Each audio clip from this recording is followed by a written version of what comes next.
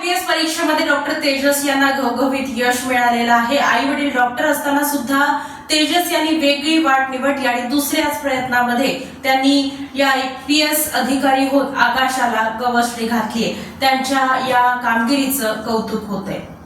चालू शैक्षणिक वर्षातील अंतिम सत्र परीक्षा काल शुक्रवारी संपल्या।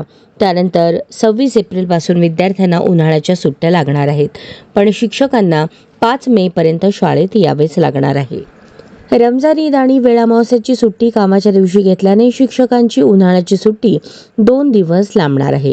दरवर्षी शैक्षणिक वर्षातील 220 दिवस विद्यार्थ्यांना अध्यापन होणे आवश्यक आहे। त्यात इयत्ता 1ली ते 5वीच्या विद्यार्थ्यांना परीक्षेचे दिवस वगळून शैक्षणिक वर्षात किमान 800 तास, तर इयत्ता 6वीच्या पुढील विद्यार्थ्यांना 1000 तास अध्यापन बंधनकारक आहे। त्यानुसार अध्यापनाच्या तासांचे नियोजन अपेक्षित असते। या पार्श्वभूमीवर यंदा पहिल्यांदाच महाराष्ट्र राज्य शैक्षणिक संशोधन व प्रशिक्षण परिषदेने एप्रिलच्या पहिल्या आठवड्यात अंतिम सत्र उरकण्याची शाळांची पद्धत बंद केली। एप्रिलच्या दुसऱ्या आठवड्यापासून सुरू झालेली अंतिम सत्र परीक्षा 25 एप्रिलपर्यंत चालू राहिली। शुक्रवार 25 एप्रिल 2024-25च्या शैक्षणिक वर्षातील विद्यार्थ्यांचा शेवटचा दिवस। 26 एप्रिलपासून विद्यार्थ्यांना सुट्ट्या लागतील। 1 मे रोजी शाळांकडून विद्यार्थ्यांचा वार्षिक निकाल जाहीर होईल। त्यानंतर देखील शिक्षकांना पुढचे 4 दिवस शाळेत जावे लागणार आहे।